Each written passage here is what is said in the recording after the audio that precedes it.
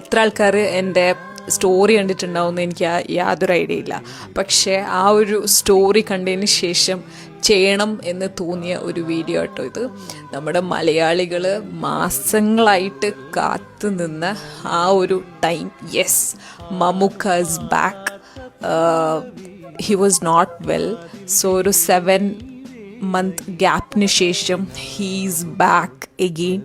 The king is back. And ഈ ഒരു ഫോട്ടോവും ആ ഒരു ക്യാപ്ഷനൊക്കെ കണ്ടപ്പോഴത്തേക്കും ശരിക്കും ഫുൾ രോമാഞ്ചമാണ് തോന്നിയത്.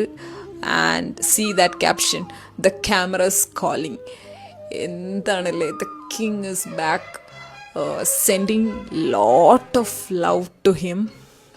Very glad and happy that he's back.